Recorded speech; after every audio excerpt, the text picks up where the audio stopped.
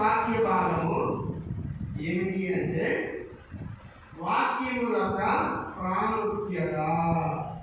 ఏంటంటే వాక్యము యొక్క ప్రాముఖ్యత.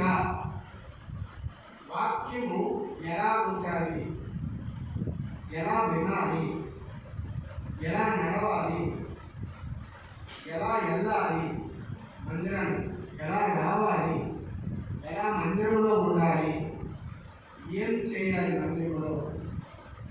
మందిరంలో ఎలా ప్రవర్తించాలి, ఎలా ప్రవర్తించకూడదు అనే దాని మీద ఈరోజు మనం వాక్యం యొక్క ప్రాముఖ్యత అంటే వాక్యము ఎలా వినాలి, ఎలా అవలంబించాలి, ఎలా నేర్చుకోవాలి, ఇవన్నీ కూడా వాక్యం యొక్క ప్రాముఖ్యత.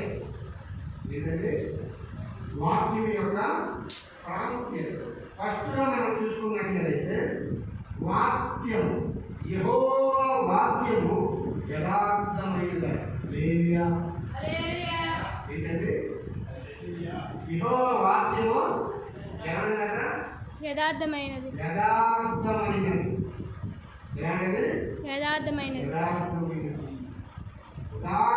ఉంటుంది, ఖచ్చితంగా ఉంటుంది, రెండంచుల ఖడ్గంగా ఉంటుంది. హల్లెలూయా.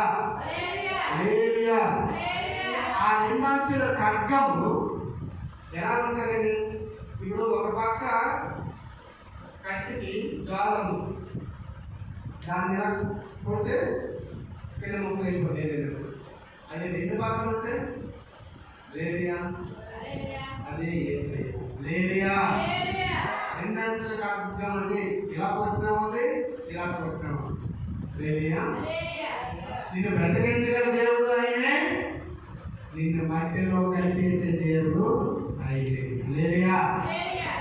దేవుడు ఎప్పుడు కూడా యథార్థంగానే ఉంటాడండి.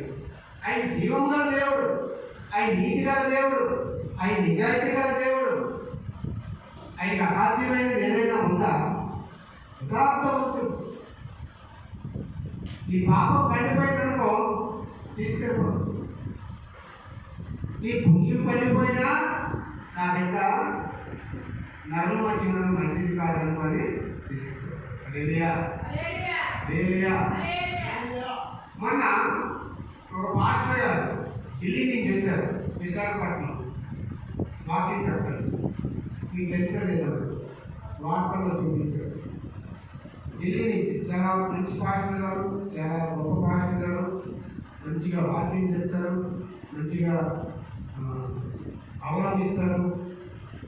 అలాంటి పాస్టర్ గారు వాకింగ్ చెప్పి గుండె పట్టుకు చెప్పారు. హల్లెలూయా.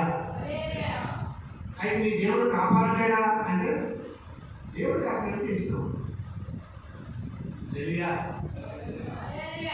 నెక్స్ట్ అతనికి ఇచ్చిన ఆయుష్ అక్కడితో అయిపోయింది. భూమి మీద ఇక్కడ పని ఉందనుకో కూర్చునేమో. హిజ్కియాకి టైం అయిపోయింది. 2 గ్రంథంలో పరిశుద్ధ గ్రంథంలో హిజ్కియా అనే ఒక రాజు ఉన్నాడు. ఆయన టైం అయిపోయింది. యెషయా ప్రవక్తను భావించాడు. యెషయా హిజ్కియా టైం అయిపోయింది, ఆయన సామాను సర్దుకోమని చెప్పు.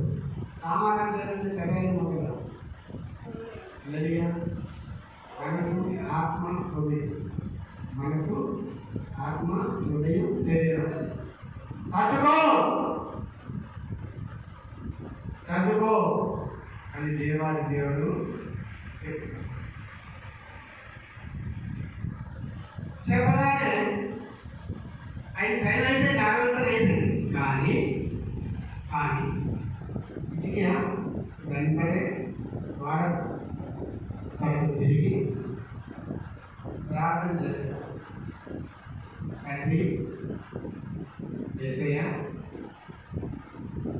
నేను నీ పట్ల ఎంత యథార్థంగా ప్రవర్తించాను, ఎంత యథార్థంగా నడుచుకున్నాను, ఎంత యథార్థంగా ఉన్నాను, ఎంత యథార్థంగా తిరిగాను, ఎంత యథార్థంగా నేను నడుచుకున్నాను నీకు తెలుసు.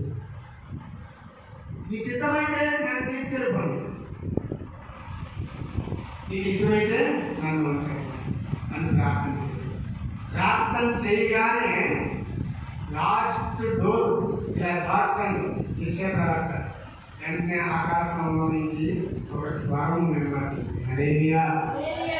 ఆ స్వరం ఏమిటంటే యెషయా హిజ్కియాకి మరొక 15 సంవత్సరాల ఆయుష్ని పొడిగించాడు. చెప్పు అనగానే యెషయా ప్రవక్త మళ్ళా వెళ్ళి చెప్పాడు. అక్కడ ఏం జరిగింది? యథార్థమైన సంఘటన. యెహోవా వాక్యం ఎలా ఉంటుందండి? యథార్థమైనది. కీర్తనల గ్రంథము ఎవరైనా భయపడితే తొందరగా తీయండి, లైక్ పట్టుకోండి. కీర్తనల గ్రంథము 33వ అధ్యాయము 4వ వచనం.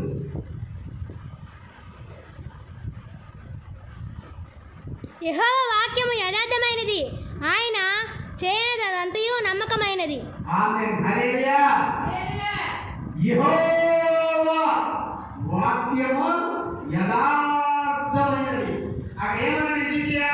యేసయ్యా నేను యథార్థంగా జీవించానో లేదో ఒక్కసారి జ్ఞాపకం చేసుకోవయ్యా. నేను యథార్థంగా నడుచుకున్నానో లేదో ఒక్కసారి జ్ఞాపకం చేసుకోవయ్యా. నేను యథార్థంగా నీ మందిరంలో ప్రార్థన చేశానో లేదో ఒక్కసారి జ్ఞాపకం చేసుకోవయ్యా అనగానే ఏమైనా గడువు చేశాడా? ఒక రోజు 2 రోజులు లేకపోతే ఒక గంట లేకపోతే ఒక 10 గంటలు గడువు చేశాడా?